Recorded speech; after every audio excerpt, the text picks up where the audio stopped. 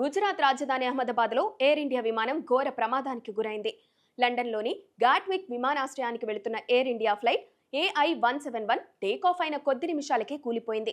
విమానంలో 230 మంది ప్రయాణికులు, 2 పైలట్లు, 10 మంది క్యాబిన్ క్రూ సభ్యులు ఉన్నట్లు సమాచారం.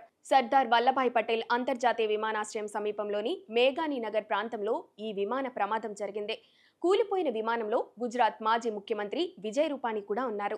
Air India Boeing 787-8 dream liner విమానం మధ్యాహ్నం 1:38 రన్వే 23 నుంచి టేకాఫ్ అయింది. కానీ టేకాఫ్ అయిన కొద్ది నిమిషాల్లోనే సుమారు 1:47 విమానాశ్రయ సమీపంలోని ఓ భవనాన్ని ఢీకొని కూలిపోయింది. విమానం నుంచి పెద్ద ఎత్తున మంటలు చెలరేగాయి. మేఘానీ నగర్ ప్రాంతంలో దట్టమైన నల్లని పొగలు ఆకాశంలో కనిపించాయి. భారీ శబ్దం వినిపించిందని, ఆ తర్వాత మంటలు పొగలు కనిపించినట్టు స్థానికులు తెలిపారు. Directorate general of civil aviation ప్రకారం విమానం టేకాఫ్ అయిన వెంటనే ఎయిర్ ట్రాఫిక్ కంట్రోల్కు మేడే కాల్ వచ్చినట్లు సమాచారం. కానీ కొద్ది సెకండ్లలోనే విమానంతో ఏటీసీకి సంబంధాలు తెగిపోయాయి. సమీపంలోనే అది కూలిపోయింది. నివాస ప్రాంతంలో కూలడంతో భవనం కూడా తీవ్రంగా దెబ్బతిన్నట్లు తెలుస్తోంది.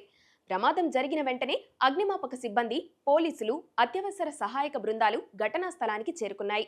12 ఫైర్ ఇంజన్లు మంటలను అదుపు చేసేందుకు రంగంలోకి దిగాయి. స్థానిక ఆసుపత్రుల్లో ఎమర్జెన్సీలు ప్రకటించారు. గాయపడిన వారిని చికిత్స కోసం తరలించే ప్రయత్నాలు జరుగుతున్నాయి. గుజరాత్ ముఖ్యమంత్రి భూపేంద్ర పటేల్ సూరత్ నుంచి అహ్మదాబాద్కు వెంటనే బయలుదేరి వెళ్లారు. రెస్క్యూ కార్యకలాపాలను పర్యవేక్షిస్తున్నారు. కేంద్ర హోంమంత్రి అమిత్ షా గుజరాత్ ముఖ్యమంత్రి, రాష్ట్ర హోంమంత్రి, పోలీస్ కమిషనర్తో మాట్లాడి కేంద్ర ప్రభుత్వం నుంచి అన్ని రకాల సహాయ సహకారాలు అందిస్తామని హామీ ఇచ్చారు. కేంద్ర విమానయాన శాఖ మంత్రి కింజరపు రామ్మోహన్ నాయుడు విజయవాడ నుంచి హుటాహుటిన అహ్మదాబాద్ బయలుదేరారు. పరిస్థితిని ఆయన ఎప్పటికప్పుడు పర్యవేక్షిస్తున్నారు. ప్రధాని నరేంద్ర మోదీ కూడా రామ్మోహన్ నాయుడుకి కాల్ చేసి వివరాలు తెలుసుకున్నారు. విమాన ప్రమాదంపై ఎయిర్ ఇండియా అధికారికంగా ఓ ప్రకటన విడుదల చేసింది.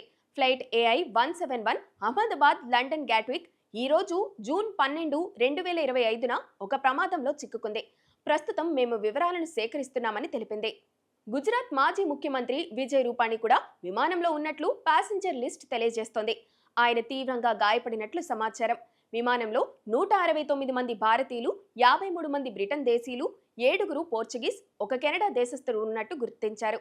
దాదాపు 100 మంది ఈ ఘటనలో చనిపోయి ఉంటారని అంచనా వేస్తున్నారు. ప్రమాదం జరిగిన మేఘానీ నగర్ ప్రాంతంలోని రహదారుల్ని మూసివేశారు అధికారులు. సర్దార్ వల్లభాయ్ పటేల్ అంతర్జాతీయ విమానాశ్రయం సాయంత్రం 5 గంటల వరకు తాత్కాలికంగా కార్యకలాపాలను నిలిపివేసింది. స్థానికులు సహాయ చర్యల్లో పాల్గొన్నారు. ప్రమాద స్థలంలో గందరగోళ పరిస్థితి నెలకొన్నట్లు సమాచారం.